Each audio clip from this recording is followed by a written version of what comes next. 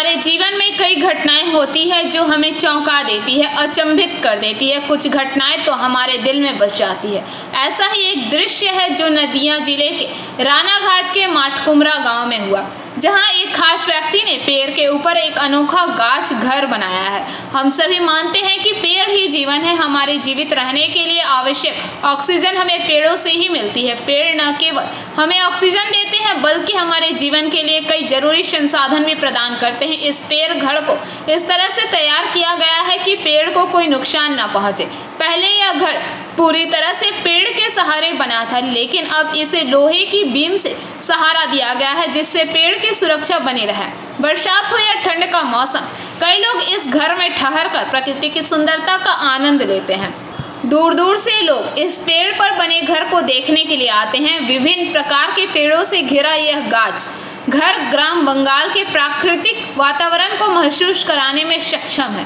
दिन ब दिन इस पेड़ घर का आकर्षण बढ़ता जा रहा है और यह पर्यावरण प्रेम तथा सृजनात्मकता का एक अनूठा उदाहरण बन चुका है।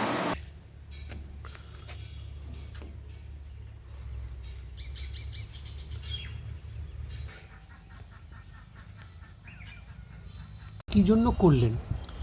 গাছবাড়িটা করলাম, বিভিন্ন জায়গায় বেড়াতে যাই, সেখানে গাছবাড়িগুলো দেখি। তারপরে আমাদের একদিন একটা ছেলে নান্দিকার অভিনয় করে শম্ভু, ও বললো যে তুমি একটা গাছবাড়ি করে দাও, আমরা তো মাঝে সাঝে আসি, এখানে থাকবো। তখন ওর কথাতেই গাছবাড়িটা করলাম। তো মাটি থেকে প্রায় 22 ফুট উঁচুতে উঠে বেশ সামনে তো আর কোনো ঘরবাড়ি নেই, ফাঁকা মাঠ, দেখতে খুব সুন্দর লাগে। ওই জন্যে গাছবাড়িটা করা। এবং টুরিস্টরা আসে, এসে শীতকালে তো প্রতিদিনই ভাড়া থাকে। নদিয়া জেলায় তো এরকম গাছবাড়ি নেই এবং পশ্চিমবঙ্গে খুব কম দেখা যায়। হ্যাঁ, এটা মেনলি গরম সময় কি বেশি লোক আসে? না, গরম সময় যেহেতু এসি নেই ওই জন্য আসে না। শীতকালে প্রায় দিনই লোকজন আসে, প্রায় দিনই। আচ্ছা আচ্ছা, এটা মানে ওপরে গাছের ওপরেই? একদম গাছের উপরে ছিল, কিন্তু এখন ফেক গাছবাড়ি হয়ে গেছে। অর্থাৎ উপরে যখন ছিল তখন চেন দিয়ে ঝোলানো ছিল, লোহার চেন, আর নিচে ছিল লোহার স্কোয়ার বার।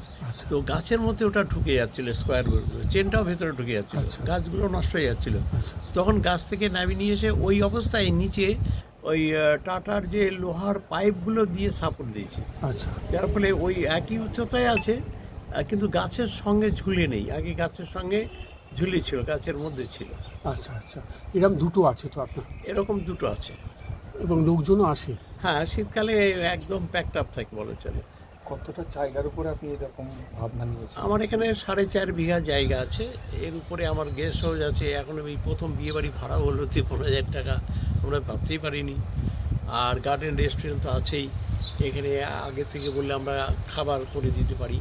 আমাদের এখানে পুকুরে মাছ আছে, যেমন এখন দেশি ট্যাংরা, দেশি পুঁটি, দেশি মাগুর, দেশি জিওল, এগুলো আমরা যখন তখন খাওয়াতে পারি। মানে এসে খাওয়ার ব্যাপারটাও তো? হ্যাঁ, এসে খেতে পারি আগের থেকে বললে। আর আমাদের এমনি রুমগুলো যেগুলো আছে, এসি আছে, নন এসি আছে, সবই আছে। 1,500 টাকা করে ভাড়া নেয়। আর সারাদিনের ব্রেকফাস্ট থেকে ডিনার অবধি 500 টাকা। আপনার নাম? এরকম। আপনার নাম? আমার নাম দিব্যেন্দু বিশ্বাস। Bureau report, PBTV news.